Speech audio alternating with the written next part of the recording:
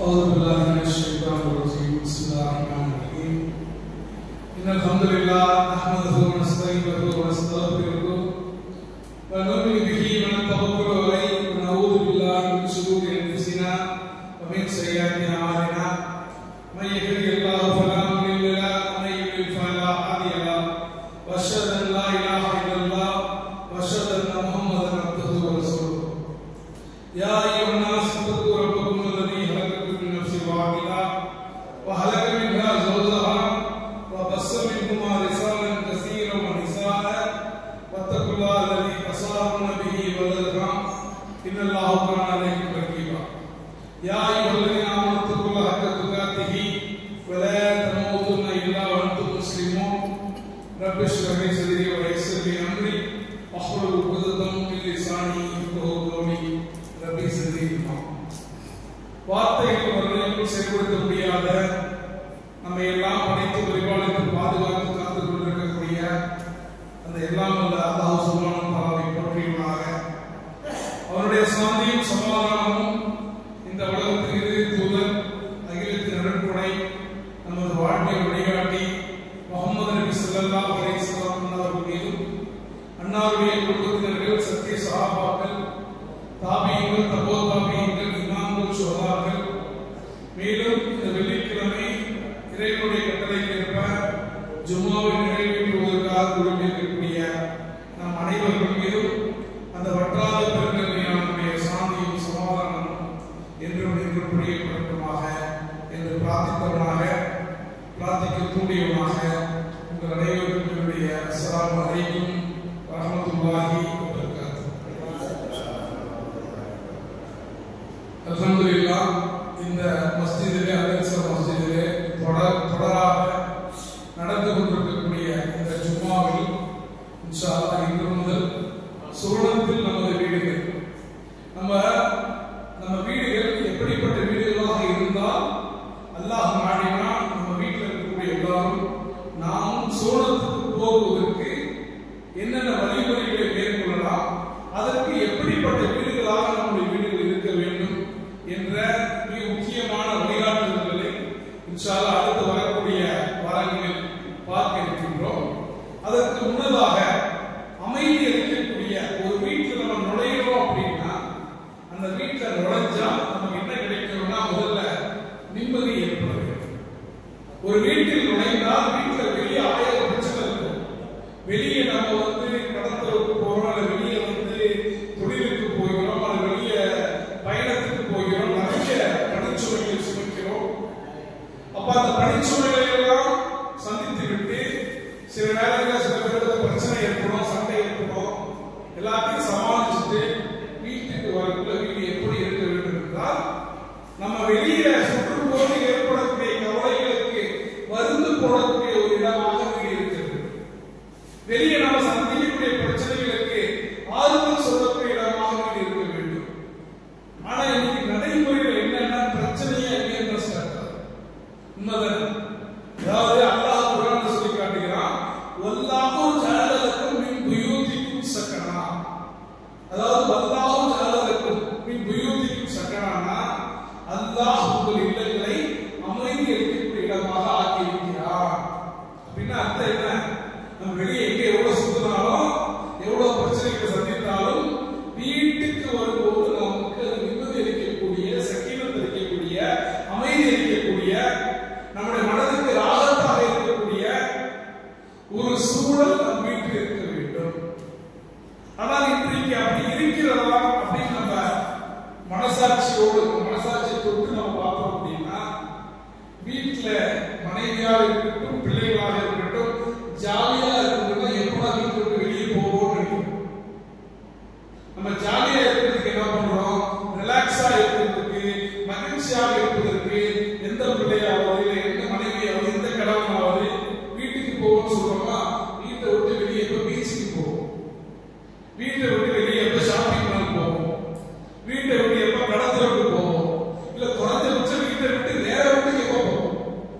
அப்படின்னா என்ன? அல்லாஹ் சொல்லக்கூடிய வார்த்தை பொய்யா? நிச்சயமா இல்லை. அப்ப நம்முடைய வீடுகள் அமைதி அளிக்கக்கூடிய இடம் என்பதிலிருந்து வீட்டை விட்டு வெளியே போனாதான் அமைதி வருங்கிற சூழ்நிலையில் இன்றைக்கு பல பேருடைய வீடுகள் இருப்பதை பார்ப்பாங்க. நான் அடிக்கடி சும்மா விளையாட்டா சொல்வது அல்லாஹ் தஆலா அல்லாஹ்வுடைய தூதர் ஸல்லல்லாஹு அலைஹி சொன்னாங்க, மூமின்களுக்கு இந்த துனியா என்பது சிறைச்சாலை, நமக்கு வாக்களிக்கப்பட்டது மறுமைதான். அப்ப இந்த உலகம் என்பது சிறைச்சாலை. எப்படியாவது ஹதீஸை உண்மைப்படுத்துவதற்காகவே நம்ம வீட்டை வந்து ஆக்கி வச்சிருக்கோம். நம்ம வீட்டுக்கு ஒரு சிறைச்சாலை இருப்பதை போன்று. ஏன்னா நபி ஸல்லல்லாஹு அலைஹி வஸல்லம் அவர்கள் ஒரு வீடு எவ்வாறு இருக்க வேண்டும் என்று சொல்லும் போது முதல்ல வீட்டில் இருக்கிற உறவுகள், ஏன்னா அது தந்தை மகன் உறவாக இருக்கலாம், தாய் மகன் உறவாக இருக்கலாம், சகோதர சகோதரி உறவாக இருக்கலாம், இல்ல மாமா மாமி, பெரியப்பா பெரியப்பா, தாத்தா பாட்டி, எந்த உறவாக இருந்தாலும் நபிகள் நாயகம் ஸல்லல்லாஹு அலைஹி வஸல்லம் அவர்கள் உறவுகளுடைய முக்கியத்துவத்தை எந்த அளவுக்கு வலியுறுத்தியிருக்கிறார்கள் என்பதை நாம பல ஹதீஸ்கள்ல பார்க்கிறோம். எந்த அளவுக்கு சொன்னாங்கன்னா, எவன் ஒருவன் உறவை துண்டித்துக் கொள்கிறானோ அவன் நம்மை சார்ந்தவன் அல்லங்கிறான். உறவுகளை அண்டி வாழுங்கள். அல்லாஹ்வுடைய பரக்கத்து உங்களுக்கு வேண்டும் என்றால் உறவுகளை அண்டி வாழுங்கள். உறவுகளை பேணுவது என்ன தெரியுமா? அவன் பேசினா தான் நான் பேசுவேன்னு சொல்றது உறவுகளை பேணுவது அல்ல. அவன் பேசாவிட்டாலும் நான் பேசுவதற்கு முதலடியை எடுத்து வைக்க வேண்டும். நிறைய வீடுகளை பார்க்கிறோம், அண்ணன் தம்பிக்குள்ள பிரச்சனை, சின்ன பிரச்சனையா இருக்கு. சாதாரண ஒரு கல்யாணத்துல ஒரு பத்திரிகையில பேர் போடலைங்கிற மாதிரி ஒரு சின்ன பிரச்சனை, அந்த பிரச்சனை பெருசாகி காலத்துக்கு அவமானத்தை முடிக்க மாட்டேங்கிற அளவுக்கு இன்னைக்கு பல வீடுகள்ல பல குடும்பங்கள்ல நடந்து கொண்டிருக்கக்கூடிய சச்சரவுகளை பார்க்கிறோம். அப்ப இதுக்கெல்லாம் காரணம் என்னன்னா, நமக்கு இஸ்லாம் உறவுகளை எந்த அளவுக்கு வலியுறுத்துகிறதோ அந்த விஷயத்தை நம்ம சரியா உருவாக்கிக்கல. இன்னைக்கு மற்ற உறவுகள் கொடுங்க, ஒரு வீட்டில் இருக்கக்கூடிய கணவன் மனைவி அல்லது தந்தை பிள்ளைகள், அவர்களுக்கு மத்தியிலே பார்த்தீங்கன்னா நிறைய வீடுகள்ல சரியான முறையில் பேசுவது கிடையாது. யாரும் யாரோட பேசுவது, மீட் பண்ற ஒரே ஒரு சாப்பிடுற இடம் தான். அதை தவிர ஆளாளுக்கு ஒரு மொபைல் இருக்கிறாங்க, இல்ல ஆளாளுக்கு ஒரு லேப்டாப் இருக்கிறாங்க, இல்ல ஆளாளுக்கு ஒரு டிவி சீரியல் எல்லாம் பண்றாங்க, மூழ்கி போயிருக்காங்க. இப்ப சமீப காலமா ட்ரெண்டிங் என்னன்னா, யார் வீட்டுக்காவது ஒருத்தவங்களை பார்க்க போறோம்னு வச்சுக்கோங்க, உடம்பு சரியில்லை அவரை பார்க்க போறோம், இல்ல ஒரு கல்யாணத்துக்கு இருந்தால் போக முடியல அதனால கண்டுக்க போறேன்னா போய் ஒரே ஒரு சராசரத்தோட சரி, இவருக்கு ஒரு போன் வரும், அவங்களுக்கு ஒரு போன் வரும், அவங்க ஒரு போன்ல பேசிட்டு இருப்பாங்க, இவங்க ஒரு போன்ல பேசிட்டு இருப்பாங்க, டைம் நான் போயிட்டு வரட்டு வந்துருவாங்க. எதுக்காக அந்த வீட்டுக்கு போனோமோ அந்த ரெண்டு பேர் பேசிக்கொள்ளக்கூடிய விஷயம் நடக்கவே நடக்காது. இப்படி இருக்கும்போது இன்னைக்கு வந்து டெக்னாலஜி வளர்ந்துருச்சு, விஞ்ஞானம் வளர்ந்துருச்சு, நம்ம இங்க அமெரிக்கால இருக்கிறவங்க பேசிக்கிறோம், இங்க துபாயில இருக்கிறவங்க பேசிக்கிறோம். முன்னாடி எல்லாம் ஒரு காலத்துல துபாய்க்கு சவுதிக்கு யாராவது போயிட்டாங்கன்னா பேசுவது என்பது 2 மாசத்துக்கு 3 மாசத்துக்கு அந்த தெருவுல ஒருத்தவங்க வீட்டுல தான் போன் இருக்கும், அந்த ஒரு போனுக்காக வெயிட் பண்ணி காத்து அப்படிதான் பேசுவோம். இன்னைக்கு அப்படிலாம் இல்லை, நினைச்சா அடுத்த நிமிஷம் பேசிக்கிறோம். அந்த சூழலில் கூட நம்ம வீட்டில் இருக்கிறவங்க நம்ம பண்றதில்ல, மனம் விட்டு இன்னைக்கு பேசுவதற்கு யாரும் தயாராக இல்லை. எல்லாருமே தனித்தனி தீர்வுகளை கூட இருக்கிறோம். இந்த கல்ஃப்ல வேலை பார்த்தவங்களுக்கு தெரியும், வளைகுடால பேச்சலரா இருந்தவங்களுக்கு ஒரு ரூம்ல 5 பேர் இருப்பாங்க. சார் ரூம்ல அந்த 5 பேருக்குமே இவன் யாரு அவன் யாருன்னு தெரியாது. அந்த அளவுக்கு அவங்க வேலையில இருப்பாங்க, மிகப்பெரிய பிஸியாக இருப்பாங்க. அல்லாஹ்வுடைய தூதர் ஸல்லல்லாஹு அலைஹி வஸல்லம் சொன்னாங்க, திருமணம் என்பது எனது வழிமுறை, நிக்காஹ் என்பது எனது வழிமுறை. எவன் அதை புறக்கணிக்கிறானோ அவன் என்னை சார்ந்தவன் அல்ல. திருமணம் என்னுடைய சுன்னத்துங்கிறாங்க. அப்ப கணவன் மனைவி உறவு என்பது எவ்வளவு முக்கியம் நமக்கு புரியும். ஆனா நிறைய பேர்கள்ல கணவன் மனைவி உறவு என்பது இஸ்லாம் சொல்லுகின்ற அடிப்படையில் இருக்கா அப்படின்னு கேட்டீங்கன்னா இல்லை. சில ஊர்களில் மனைவியை ஒரு அடிமையை போல அல்லது மனைவியை ஒரு போகப் பொருளை போல, மனைவிக்கு எந்த கருத்தும் கேட்காம நான் ஆம்பளை அப்படிங்கிற விடயத்தின் அடிப்படையில் சில வீடுகள் செயல்படுவதை பார்க்கிறோம். இன்னும் சில வீடுகள்ல அப்படி ரிவர்ஸ் தான், மனைவி தான் எல்லாமே செய்வாங்க, கணவனுக்கு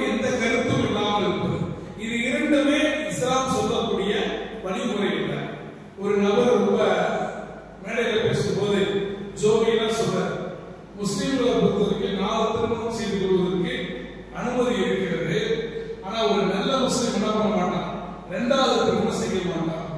இது ஒரு ஷாக் ஆயிடுச்சு. ஏங்க அப்படி சொல்றீங்க அப்படின்னு. இல்ல ரசூலுல்லாஹி சொன்னாங்க, என்ன சொன்னாங்க, ஒரு மூமின் ஒரு பொந்தில் ஒரு முறை தான் குட்டு போடுவான். ஒரு நல்ல மூமின் என்ன பண்ணுவான், ஒரு முறை தான் குட்டு போடுவான். ஒரு தப்பு செஞ்சுட்டானா திருப்பி அதே தப்பு செய்ய மாட்டான், நேரத்துக்கு என்ன செய்யலாம்.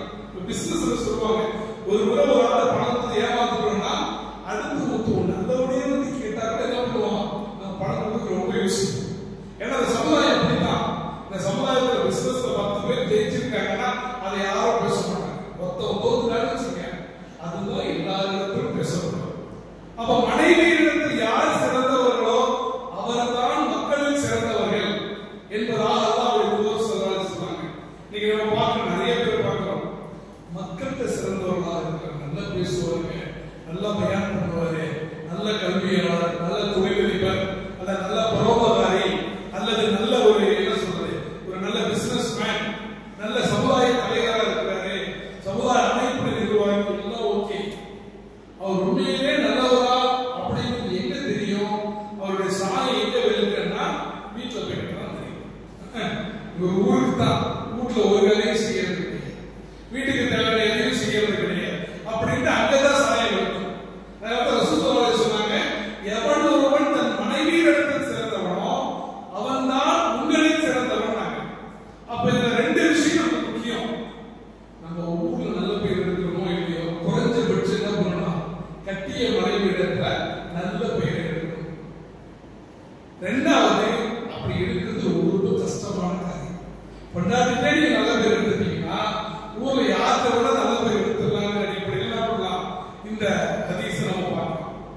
அதே போல பிள்ளைகளுக்கும் பெற்றோர்களுக்கும் இஸ்லாம் சொல்லக்கூடிய அடிப்படையில் உறவுகள் இன்னைக்கு இருக்கா அப்படின்னு கேட்டா ஒரு பெரிய தலைமுறை இடைவெளி இருப்பதை பார்க்கிறோம். ஒரு 10 வயசு அதிகம், 10 வயசு வரைக்கும் தான் பிள்ளைங்க என்ன பண்றாங்க, பெத்தவங்க வச்சு கேட்கிறாங்க. உண்மையா இல்லையா? அப்பா அம்மா வச்சு 10 வயசு வரைக்கும் கேட்கிறாங்க. 10 வயசு ஆயிட்டா அடோலசன்ஸ், அல்லாஹ் நாளை 100 மாதம் நடக்கிற நிகழ்வுல ரொம்ப டீட்டெயிலா பேசுவோம். இந்த அடோலசன்ஸ் விஷயத்துல பசங்க இந்த வயசுக்கு வந்துட்டாங்கன்னா என்ன பண்றாங்க, அப்பா அம்மா சொல்றத கேட்கறது இல்ல. அது மட்டும் இல்ல, அவங்க பழைய சொல்றாங்க பசங்க நம்ம பின்னாடி பேசுவோம். இப்ப முன்னாடி பேச ஆரம்பிச்சிட்டாங்களா, பல பசங்க பின்னாடி பேசுறாங்க. வயசா இருக்கு, அது ஜெனரேஷன் கேப், நம்ம சொல்றதெல்லாம் புரியாது அப்படிங்கிற மாதிரி பிள்ளைகள் இருக்கக்கூடிய காட்சி நாம என்ன பார்க்கிறோம், எவ்வளவு கஷ்டப்பட்டு வளர்த்தோம். ஏன்னா இன்னைக்கு என்ன, நாங்க பிள்ளைங்க என்ன எதிர்பார்க்கிறாங்க அப்படிங்கிறது நமக்கு என்ன பண்ணல தெரியல. அதான் பிரச்சனை. நம்ம எடுத்ததுக்கெல்லாம் அவங்க போய் 1974 நான் எப்படி இருந்தது தெரியுமா, 1950 நான் எப்படி இருந்தது தெரியுமா, எங்க வாப்பா எனக்கு ஒரு காசு கூட கொடுத்ததுன்னு சொல்லும்போது உங்க வாப்பா நான் துப்பில் நின்று அவன் போயிடுறான். அப்ப நாம சொல்லக்கூடிய விஷயங்கள் சரியான விஷயம் தான், பிள்ளைகளுக்கு புரியக்கூடிய மொழியில் நாம் பேச வேண்டும். இன்னைக்கு பேசாத காரணத்தினால பிள்ளைகளுக்கு ஏதாவது ஒரு பிரச்சனைனா நம்மகிட்ட வர்றதில்லை, அதுவும் ஃப்ரெண்ட்ஸ் தான் போறோம். இன்னைக்கு நமக்கு கல்யாண வயதில் நமக்கு ஒரு மகன் இருந்தால் கூட அந்த மகனுக்கு எப்படிப்பட்ட பெண்ணை பார்க்க வேண்டும் என்பதை எந்த வாப்பாவும் பிள்ளைகள் கேட்கறது கேட்டாங்க. அதிசயம், அவன் பிள்ளைகளுடைய ஃப்ரெண்டை கொண்டு தான் என்ன பண்ணுவாங்க, கேட்பாங்க. அவனை கேட்டு சொல்றான், அவனை என்ன மாதிரி பொண்ணு வேணும் அப்படின்னு. அப்ப என்ன இடைவெளி காரணம்னா, பிள்ளைகளுக்கும் பெற்றோர்களுக்கும் இடையில ஒரு தலைமுறை இடைவெளி இருக்கிறது. ஆனா அல்லாஹ் ரொம்ப தெளிவா சொல்றான், என்ன, வல்லாஹு ஜஅலக்கும் மின் புயூதிக்கும் சக்கனா, அல்லாஹ் உங்களுடைய வீடுகளை, உங்களுடைய இல்லங்களை அமைதி இருக்கக்கூடிய இடமாக ஆக்கி இருக்கிறான். இப்ப எங்க போச்சு அந்த அமைதி? இப்பதான் பிரச்சனை நமக்கு. நான் ஏற்கனவே சொன்ன மாதிரி நமக்கு அமைதி வேணும்னா, நிம்மதி வேணும்னா முதல்ல வீட்டுல இருந்து வெளியே கிளம்ப ட்ரை பண்ணணும். வீட்டுல இருந்து பீச்சுக்கு போகணும், வீட்டுல இருந்து ஷாப்பிங் மால் போகணும், கடத்தலுக்கு போகணும்னு நினைக்கிறதே தவிர குடும்பத்துல இருந்தா சந்தோஷமா இருக்கலாம் அப்படிங்கிற சிந்தனை நம்ம யாருக்குமே இல்லை. காரணம், நம்முடைய வீடுகள் இஸ்லாமிய வீடுகளாக இல்லை. அந்த சூழல் இந்த வீடுகள் இருந்தால் அல்லாஹ் பாதுகாக்க வேண்டும். வறுமையில நம்முடைய இல்லங்களை நாம் சொர்க்கத்தில் பார்க்க முடியாது. அல்லாஹ் குர்ஆன்ல சொல்றான், வலா தஹீனு வலா தஹ்சனு, நீங்கள் மூமின்களே நீங்கள் கவலைப்படாதீர்கள், நீங்கள் பயப்படாதீர்கள், நீங்கள் தான் இந்த உலகத்தில் மேலோங்குவீர்கள். எப்ப தெரியுமா? நீங்கள் முஸ்லிம்களாக இருந்தால். அப்ப அல்லாஹ் சொல்லக்கூடிய அமைதி ஏன் இல்லைன்னா, அல்லாஹ் சொல்லக்கூடிய நிம்மதி ஏன் வீட்டில் இன்னைக்கு இல்லைன்னா, வீடுகள் இஸ்லாம் சொல்லக்கூடிய அடிப்படையில இல்ல. வீட்டில் இருக்கக்கூடிய உறவு முறைகள் இஸ்லாம் சொல்லக்கூடிய அடிப்படையில இல்ல. இன்னைக்கு மேற்கத்தியத்துல, அதாவது வெஸ்டர்ன் கண்ட்ரீஸ்ல இன்னைக்கு பார்க்கிறோம், ரொம்ப முன்னேற்றம் இருக்கு, அறிவியல் ரீதியா முன்னேறிட்டாங்க, தொழில்நுட்ப ரீதியா முன்னேறிட்டாங்க, எதுக்கு எடுத்தாலும் வெஸ்டர்ன் கண்ட்ரீஸ் மாதிரி வாழணும்னு நம்ம நினைக்கிறோம். ஆனா இந்த வெஸ்டர்ன் கண்ட்ரீஸ்ல நிம்மதி இல்லை, அமைதி இல்லை. அவ எங்கேயாவது ஒரு சாமியாரை பார்த்து நம்ம நிம்மதி கிடைக்குமா, அங்கே இருந்து வந்துட்டு இருக்கிறோம். காரணம் என்ன? வீடுகள், இந்த குடும்பம்ங்கிற கல்ச்சர், குடும்பம்ங்கிற அந்த இன்ஸ்டிடியூஷனை உடைச்சிட்டாங்க. இன்னைக்கு நிறைய மேற்கத்திய நாடுகள்ல, அமெரிக்கா போன்ற நாடுகள்ல ஒரு குடும்பத்துல 3 பேர் அதிகம் இருப்பாங்க. 3 பேர். யார் அந்த 3 பேர் அப்படின்னு நினைச்சீங்கன்னா, ஒரு தாய் இருப்பாங்க, ஒரு சேய் பிள்ளை இருப்பாங்க, நாய் இருப்பாங்க, கணவர் இருக்க மாட்டார். இன்னைக்கு சிங்கிள் பேரண்ட்ஸே ரொம்ப அதிகமாயிட்டாங்க. இன்னைக்கு இந்தியாவிலேயே கூட நிறைய வீடுகள்ல பாத்தீங்கன்னா குழந்தைக்கு ஒரு பெற்றோர் இருக்கக்கூடிய குழந்தைகள் அதிகரிச்சுட்டாங்க. அப்ப அது எல்லாம் மிகப்பெரிய சமூக சீரழிவை நோக்கி கொண்டு போகக்கூடிய ஒரு அபாயம் இருக்கிறது. நாம எப்ப பார்த்தாலும் ரசூலுல்லாஹ் பத்தி பேசுறோம், சஹாபாக்களை பத்தி பேசுறோம், ஜும்மாக்களை பேசணுமா இல்லைங்களா? அதை விட முக்கியமாக இன்னைக்கு ஏன் அது நம்மகிட்ட இல்லைங்கிறத பேசணும். இன்னைக்கு அது பேசாத காரணத்தினால்தான் இத்தனை ஜும்மாக்கள் நடந்தும் கூட நம்முடைய சமூகத்தில் பெரிய மாற்றத்தை நம்மளால கொண்டு வர முடியும். சஹாபாக்களை பத்தி எப்ப பார்த்தாலும் பேசும்போது சஹாபாக்கள் அப்படி சாதிச்சாங்க, இப்படி சாதிச்சாங்க. அதுக்கு முக்கியமான காரணம் அவர்களுடைய குடும்பம் அவங்களுக்கு சப்போர்ட்டா இருந்துச்சு. அது எல்லாரும் பார்த்தோம். சஹாபாக்களுக்கு இஸ்லாத்தை பிரச்சாரம் செய்த போது வெளியில எவ்வளவு விருப்பம் இருந்தாலும் சரி, குறைஷியில் எவ்வளவு உடமைகள் இருந்தாலும் சரி, குறைஞ்சபட்சம் வீட்டுக்கு போனா என்ன பண்ணலாம், நமக்கு ஒரு ரிலீஃப் கிடைக்கும். நம்முடைய கவலைகளுக்கு நம்முடைய மனைவி மருந்திடுவார் என்ற நம்பிக்கை அவர்களிடத்தில் இருந்துச்சு. அதற்கேற்றவாறு அவர்களும் நடந்து கொண்டார்கள். ஆனா இன்னைக்கு நம்ம பயான் பண்றவங்க பெரும்பாலும் ஆண்களாக இருக்கின்ற காரணத்தினால எல்லா தப்பையும் பெண்கள் செய்துதான் போடுவோம்.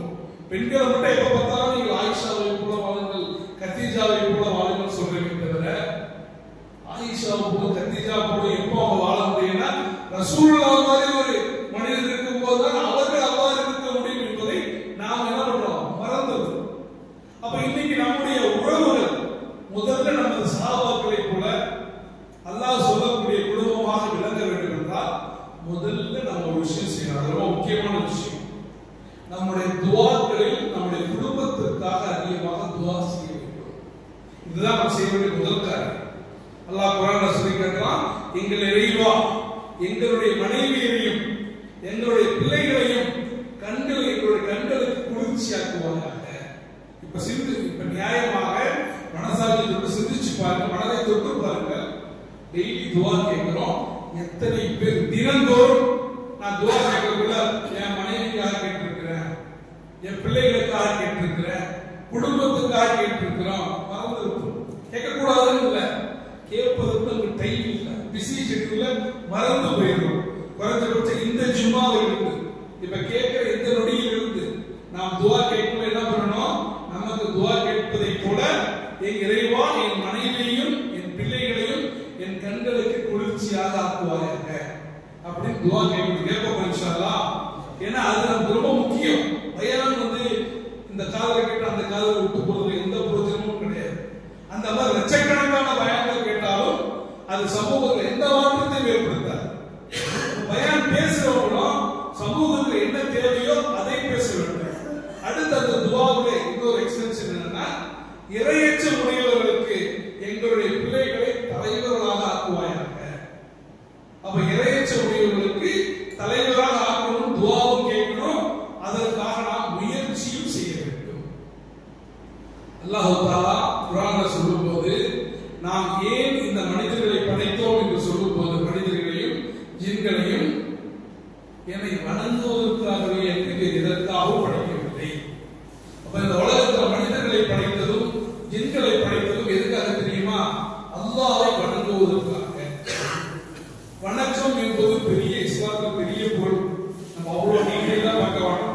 சிம்பிளா வணக்கம்னா முதல்ல தொழுகை.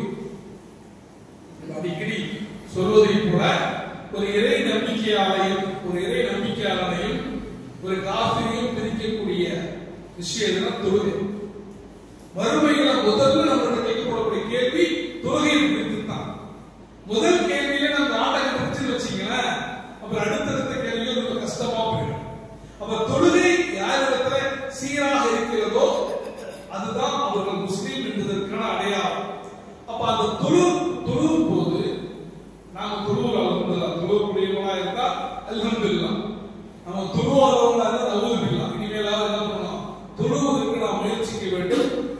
சேர்த்து தான் சொல்றேன். அதே போல வீடுகள்ல பெண்கள் தொழுகிறாங்க, தப்பில்லை. ஆனால் எத்தனை வீடுகளில் இதுவரைக்கும் என் லைஃப்ல நான் பள்ளிவாசல் டைம் ஆயிடுச்சு, இல்லைன்னா வெளியூர் போயிட்டு டைம் ஆயிடுச்சு, என் மனைவியை நான் இருக்க சொல்லி நானும் என் மனைவியும் சேர்ந்து தொழுதிருக்கிறோம் அப்படின்னு சொல்லக்கூடியவங்க எத்தனை பேர் நம்ம கேள்வி கேட்டோம்னா அது ரொம்ப சங்கடமான கேள்வியா போயிடும். ஏன்னா அப்படி கணவனும் மனைவியும் தொழுவலாம், சேர்ந்து தொழுவலாமா அப்படிங்கிறது கூட தெரியாத மக்களாக நாம் இருக்கிறோம். ஆனா அல்லாஹ் என்ன சொல்றான், உங்களுடைய வீடுகளை மன்னரைகளாக மாற்றிடாதீங்க. உங்களுடைய வீடுகள் என்ன பண்ணாதீங்க, மன்னரைகளாக மாற்றிவிடாதீர்கள். உங்களுடைய தொழுகைகளில் சிலரை வீடுகளுக்கு மிச்சம் வைங்கிறதாக ரசூலுல்லாஹி சொல்றாங்க. உங்களோட தொழுகைகள்ல நஃபிலான தொழுகைகள்ல சுன்னத்தான தொழுகைகளை வீடுகளில் தொழுவுங்கிறாங்க. அப்ப எந்த சமயங்கள் நம்ம ஜமாத்தை முடிக்கிறோமோ, சுபுக்கு லேட்டா எழுந்திட்டோம், ஒரு வீட்டுல கணவனும் மனைவியும் சேர்ந்து தொழுதால் அந்த வீட்டில் மலக்குமார்கள் வரக்கூடிய வீடுகளாக இருக்கும். இப்ப சிந்திச்சு பாருங்க, துஆ கேட்கணும், ஓகே. ரெண்டாவது, இனிமேலாவது அதுக்காக நீங்க வெளியே வேலை பார்க்க பேச சொல்றாரு. பயான் பண்ணாங்க, பள்ளிவாசல் போய் தொழுவாங்கட்டாங்க, வீட்டிலே தொழுவு சொன்னாங்க, அப்படி இல்லை. தொழுவு போவதற்கு நேரமாகிவிட்டால், ஜமாத்து விடுபட்டு விட்டால், ஜமாத்து தாமதமாகிவிட்டால் நம்முடைய வீடுகள்ல கணவனும் மனைவியும் சேர்ந்து தொழக்கூடிய ஒரு சூழல் இருக்கணும். ஆனா இன்னைக்கு நடைமுறை என்னவா இருக்குன்னா, நிறைய பேர்கள் கொஞ்சம் லேட்டானா கூட பள்ளியில தான் தொழுவோம். காரணம் என்ன, வீட்டுல தொழுத மாதிரி இல்லை, சொல்றோமா இல்லையா? அது பள்ளிவாசலுக்கு போய் தொழுதான் தொழுத மாதிரி, வீட்டுல தொழுத மாதிரி இல்லை. ஏன், நம்ம வீடு மாதிரி இல்லை. நம்ம தொழுவுக்குள்ள பக்கத்துல ஒரு டிவி ஷோ போட்டு ஓடிக்கிட்டே இருப்பான், பக்கத்துல பேசிக்கிட்டே இருப்பாங்க. அப்ப தொழுவதற்கான சூழலே இருக்கு. அப்ப வீடுகள்ல குறைந்தபட்சம் ஒரு பகுதி தொழுவதற்கான ஒரு சூழ்நிலையோடு அப்படிப்பட்ட ஒரு பகுதி இருக்கணும்.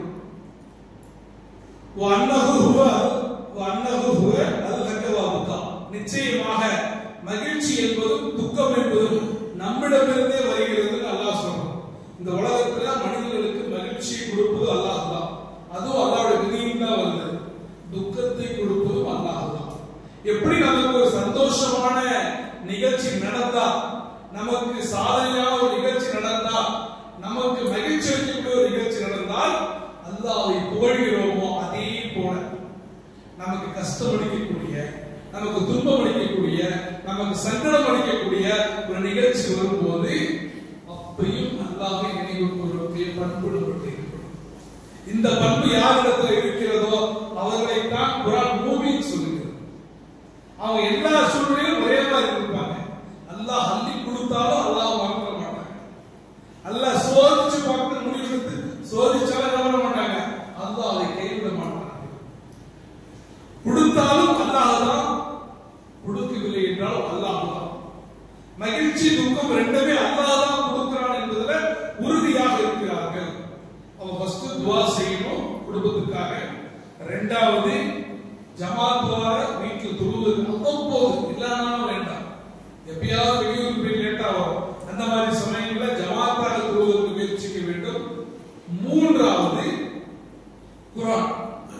இந்த குர்ஆனை பற்றி, இந்த குர்ஆன் இறக்கப்பட்டதை பற்றி அல்லாஹ் குர்ஆனில் சொல்லும்போது, இந்த குர்ஆனுடைய செய்தியை சுமந்து கொள்வதற்கு மலைகள் பயந்தன. அவ்வளவு கனமான செய்தி. இந்த குர்ஆனை ஒரு மலையின் மீது இறக்கியிருந்தால், அது அல்லாஹ்வின் மீது கொண்ட அச்சத்தால் அந்த மலை பிளந்து போயிருக்கும் அல்லாஹ். ஆனால் அப்படிப்பட்ட ஒரு குர்ஆன் உலகத்தில் உங்களுடைய கொடுக்கப்பட்டிருக்கு. அந்த குர்ஆனுடைய செய்தியை பற்றி எந்த கவலையும் இல்லாமல், எந்த அச்சமும் இல்லாமல் நீங்க படிக்கிறவா இருக்கீங்க, பாராமுகமாக இருக்கிறீர்கள். அப்ப உங்களுடைய உள்ளங்கள் என்ன அந்த கற்பாறைகளை விட இறுகி விட்டனவா அப்படி நல்லா கேள்வி கேட்கிறோம். அப்ப அந்த குர்ஆனை அடுத்தவங்க கொடுக்குற அல்ஹம்துலில்லாஹ் கொடுப்பதற்கு முன்னால் நாம அந்த குர்ஆனை படிக்கிறோம். இப்ப இங்க சனிக்கிழமை பயான் வைக்கிறாங்க. பயான் வச்சா ஒரு கிரௌடு வரும். இப்ப பயான் வைக்காம ஒரு செஞ்சிக்கு குர்ஆன் தஃப்சீர் கொடுக்குறேன்னா பாதி பேர் வரமாட்டாங்க. ஏன்னா நம்ம மனிதனுடைய பேச்சிலே இருக்கக்கூடிய ஈர்ப்பு அல்லாஹ்வுடைய கலாமை சொல்லும் போது அது நமக்கு அந்த அளவுக்கு ஈர்ப்பு வரமாட்டேன். அப்ப இந்த குர்ஆன் படிக்காமல், குர்ஆனை ஓதாமல், குர்ஆனை உள்வாங்கிக் கொள்ளாமல், குர்ஆனுடைய அடிப்படையில் நம்முடைய வாழ்க்கையை அமைத்துக் கொள்ளாமல் இந்த சமூகத்தை மாத்தாம நம்மால உண்மையான முழுமையான முஸ்லிம்களாக நம்மால் மாற முடியாது. உமர் ரலியல்லாஹு அன்ஹு அவர்கள் இஸ்லாத்துடைய இரண்டாவது கலீஃபா உமர் ரலியல்லாஹு அன்ஹு அவர்கள் ஒரு முறை நபி ஸல்லல்லாஹு அலைஹி வஸல்லம் போயிட்டு என்ன சொல்றாங்க, தௌராத்துங்கிறது ஒரு வேதம். அந்த தௌராத்தை எடுத்து காட்டி அதுல சில பக்கங்களை சுட்டி காட்டி ரசூல் ஸல்லல்லாஹு அலைஹி வஸல்லம் சொல்றாங்க, யார் சொல்லலாம் இந்த தௌராத்தில் சில நல்ல விஷயங்கள்லாம் இருக்கு. இந்த தௌராத்தையும் இன்னும் அதுவும் ஒரு இறை தூதருக்கு அனுப்பப்பட்டதுதான். அப்ப இதை நம்ம பின்பற்றலாமா அப்படின்னு கேட்கும் போது ரசூல் ஸல்லல்லாஹு அலைஹி வஸல்லம் மூஞ்சில செவந்து போயிடுது. கோபம், அந்த அளவுக்கு கோபம் வருது. கோபம் வந்து சொன்னார்கள், அந்த மூசா உயிரோடு இருந்தாலும் அவரும் என்னை தான் பின்பற்ற வேண்டும். மூசாவை போட்டாங்க. ஒருவேளை மூசா என்னுடைய சமூகத்தில் பிறந்தால் என்ன பண்ணணும், என்னை தான் நபியாக பின்பற்ற வேண்டும், இந்த குர்ஆனை தான் அவர் பின்பற்றணுங்கிறாங்க. இன்னைக்கு எத்தனை வீடுகளில் நாம் குர்ஆனை ஓதுகிறோம் சிந்திச்சு பாருங்க. அப்ப நம்ம வீடு சொர்க்க மாதிரி இல்லைன்னு நம்ம நினைக்கிறோம். நம்ம வீடு சொர்க்க மாதிரி இருக்கணும்னு ஆசைப்படுறோம். வீடு நெந்து தெரிஞ்சுக்கிற இடமாக இருக்கணும்னு ஆசைப்படுறோம். ஆனா இது வரைக்கும் நம்ம பார்த்த குடும்பத்துக்காக துவா செய்யறது இல்ல, குடும்பத்தோடு சேர்ந்து தொழுவது இல்ல, குர்ஆனை நம்ம ஓதுறது இல்லைன்னா எப்படி நம்முடைய வீடுகள் அந்த மாதிரி வீடுகளாக மாறும்? அப்ப முயற்சி நாம பண்ணணும். முயற்சி அல்லாஹ் தஆலா என்ன சொல்றான், நீங்க ஒரு அடி எடுத்து வைத்தா அவன் ஓடி வருவதற்கு தயாரா இருக்கான். நீங்க நடந்து வந்தா ஓடி வர தயாரா இருக்கான். ஆனா கண்டிஷன் என்ன, முதல் ஸ்டெப் உங்களுடைய ஸ்டெப்பாக இருக்க வேண்டும். அப்ப அந்த குர்ஆனை குடும்பத்தோடு உட்கார்ந்து ஓதுங்க. தினந்தோறும் 5 நிமிஷம் குர்ஆன் ஓதுங்க. எந்த வீட்டில் சூரத்துல் பக்ரா ஓதப்படுகிறதோ அந்த வீட்டிலிருந்து ஷைத்தான் விரண்டோடுகிறான். சொல்லி காட்டுறாங்க, இந்த வீட்டுல சூரத்துல் பக்ரா ஓதப்படுகிறதோ அந்த வீட்டிலிருந்து ஷைத்தான் விரண்டோடுகிறான். அப்ப கொஞ்சம் நல்லா யோசிச்சு பாருங்க. குடும்பமாக உட்கார்ந்து தூங்குவதற்கு முன்னாலோ அல்லது எழுந்த உடனோ ஒன்னா உட்கார்ந்து குர்ஆனை ஓதி அந்த 2 வசனம் ஓதும் பரவாயில்ல, அந்த 2 வசனத்துக்கான விளக்கத்தை அன்னைக்கு நம்முடைய வாழ்க்கையில நம்ம பிள்ளைகளுடைய வாழ்க்கையில அமல்படுத்தினால் அது நமக்கு மிகப்பெரிய நன்மைகளை பெற்றுத் தரும். அவ குடும்பத்தோடு உட்கார்ந்து குர்ஆனை ஓதணும். அடுத்து குடும்பத்தோடு ஒன்றாக உட்கார்ந்து சாப்பிடக்கூடிய பழக்கம் இன்னைக்கு நிறைய முஸ்லீம் வீடுகளில் ஈடுபட்டு இன்னைக்கு காலையில எல்லாம் ஸ்கூலுக்கு போற அவசரத்துல வெறும் ஓடிடுவாங்க. மதியம் சனி ஞாயிறு தவிர எல்லாம் பிள்ளைங்க ஸ்கூலுக்கு போயிடுவாங்க. குறைந்தபட்சம் இரவு நேரங்களிலாவது ஒன்றாக உட்கார வேண்டும். அல்லது வாய்ப்பு உள்ளவங்க கணவன் மனைவி மட்டுமாவது மதிய உணவை ஒன்றாக உட்கார்ந்து சாப்பிட வேண்டும். குடும்பமாக குறைஞ்சபட்சம் சண்டே ஒரு நாளாவது மதியம் என்ன பண்ணணும், குடும்பத்தோடு உட்கார்ந்து சாப்பிட வேண்டும். அப்படி குடும்பத்தோடு ஒன்றாக உட்கார்ந்து சாப்பிடும் போது பிஸ்மில்லாஹ் வேகமா சொன்னா அடுத்து மறந்துமான பிள்ளைகளும் சொல்லும். இந்த பிள்ளைகளை பொறுத்த வரைக்கும் நாம சொல்றது கேட்காது, நம்ம சொல்ற எதையுமே கேட்காது. ஆனா நம்ம செய்யறத கேட்கும். நாம துவா ஓதணும்னா அந்த பிள்ளைங்க ஆட்டோமேட்டிக்கா துவா ஓதும். நாம தொழுவ போனா பிள்ளைங்க தொழுவு வரும். நாம இதை செய்யாம இருந்தா அந்த பிள்ளைங்க செய்யாம இருக்கும். அவர்கள் கெட்ட வார்த்தைகளை பேசுவதை நம்மிடமிருந்து கேட்ட வார்த்தைகளை தான் பேசுவாங்க. அப்ப நாம அந்த குடும்பமாக உட்கார்ந்து சாப்பிட்டு துவா ஓதி பிஸ்மி சொல்லி ஓதும் போது அந்த வீட்டிலே ஷைத்தான் சொல்லுவான், இந்த வீட்டில் நமக்கு இடமில்லை, அந்த உணவே நமக்கு என்ன இல்லை, இடமில்லை. அது முழுக்க முழுக்க பரக்கத்தான உணவாக மாறிவிடும். இன்னைக்கு பார்க்கிறோம் எல்லா வீடுகளிலும் பெரிய பிரச்சனை என்ன தெரியுமா, பிள்ளைக்கு சொல்ற சாப்பிட இது ஒரு பிரச்சனை. பிள்ளைக்கு சாப்பிட்டாலும் உடம்பு அடிக்கடி வீணா போயிடுது. வெறும் உலகியல் காரணங்கள் மட்டுமல்ல, அது பரக்கத்து இல்ல. எப்படி பரக்கத் வரும்? அல்லாஹ்வுடைய பெயர் சொல்லி சாப்பிடாத உணவுல எப்படி பரக்கத் இருக்கும்? அந்த பரக்கத்தை ஷைத்தான் எடுத்துக் கொள்வான். அப்ப வீட்டுல ஒன்றாக உட்கார்ந்து இறைவனை நினைவு கூர்ந்து நாம் சாப்பிட்டோம் அப்படின்னா ஷைத்தான் அந்த வீட்டை விட்டு விரண்டோடக்கூடியவனாக இருக்கிறான். அப்ப இந்த அடிப்படையில நாம் இன்னைக்கு பார்த்த இந்த விஷயங்களின் அடிப்படையில நாம் ஒன்றாக உட்கார்ந்து குடும்பத்துக்காக துஆ செய்யணும், குடும்பத்தோடு தொழுகணும், குடும்பமாக குர்ஆனை ஓத வேண்டும், குடும்பமாக உட்கார்ந்து சாப்பிட வேண்டும். இது இல்லாம ஒரு வீடுகள்ல ஷைத்தானிய இசைகள், பிறரை பற்றி பேசக்கூடிய புறம் பேசக்கூடிய பண்புகள், இந்த நிறைய வீடுகளை சீட்டு கட்டுவாங்க, நிறைய தள்ள சொல்லிட்டு வட்டிங்கிற போர்வையில் இவங்களை அறியாம விழக்கூடிய காட்சிகள், ஒரு வீடுகள்ல மகரம் வித்தியாசம் இல்லாம கணவனுக்கு மனைவி தான் மகரம், மற்றபடி மனைவிக்கு கணவனுடைய தம்பியோ இருந்தா இவங்க மகரமாக முடியாது. அந்த எந்த வித்தியாசமும் இல்லாமல் அதீதமாக உரையாடுவது, அதீதமாக பழகுவது, இப்படி நிறைய இஸ்லாமுக்கு புறம்பான நம்ம சின்ன விஷயங்கள் நினைக்கிறோமே, இதெல்லாம் இறைவனுடைய பார்வையில மிகப்பெரிய பாரதூரமான விஷயங்களாக இருக்கு. இப்படிப்பட்ட சூழல்கள் இருக்கின்ற ஒரு வீட்டு கொஞ்சம் யோசிச்சு பாருங்க, எப்படி மலக்குகள் வருவார்கள், எப்படி வானவர்கள் வருவார்கள்? நிச்சயமாக வரமாட்டார்கள். அப்ப நம்முடைய வீடுகளுக்கு மலக்குமார்கள் வர வேண்டும் என்றால், நம்முடைய வீடுகள் அல்லாஹ்வுடைய ரஹ்மத் வரணும்னா, நம்முடைய வீடுகள் அல்லாஹ்வுடைய சக்கீனத் வரணும்னா, நாம் சொல்லக்கூடிய அடிப்படையில இஸ்லாமிய அடிப்படையில மனிதர்களுக்கு மத்தியில், உறவுகளுக்கு மத்தியில் தான் இருக்கணும், உரையாடல்கள் நடக்க வேண்டும். சோ இந்த உரையில நாம் என்ன கேட்டோமோ அதை அல்லாஹ்வுடைய நியத்தின் அடிப்படையில் நாம் முழுமையாக கடைபிடிப்போமாக இன்ஷா அல்லாஹ். அடுத்தடுத்த வாரங்கள்ல இன்னும் நம்முடைய வீடுகள் முழுமையான சுவன வீடுகளாக மாற வேண்டும் என்றால் நாம் என்ன செய்ய வேண்டும் என்பதை பற்றி பார்ப்போம். எதை நான் உங்களுக்கு சொன்னேனோ முதலில் நான் அதை கடைபிடிக்கக்கூடியவனாக அல்லாஹ் ரப்பல் ஆலமீன் ஆக்குவானாக. எதை பேசினோமோ அதை இங்கே அமர்ந்திருக்கிற நாம் அனைவரும் கடைபிடித்து வறுமையில சொர்க்கத்திலே நமக்கு உயிரினும் மேலான உத்தம தூதரோடு எழுப்பப்படக்கூடிய பாக்கியத்தை எல்லாம் அல்லாஹ் உங்களுக்கும் எனக்கும் தருவானாக என்று பிரார்த்திக்க தூண்டியவனாக இந்த உரையை நிறைவு செய்கிறேன். வாஹிதமான அல்ஹம்துலில்லாஹி ரப்பில் ஆலமீன். அஸ்ஸலாமு அலைக்கும் வரஹ்மத்துல்லாஹி வபரகாத்துஹு.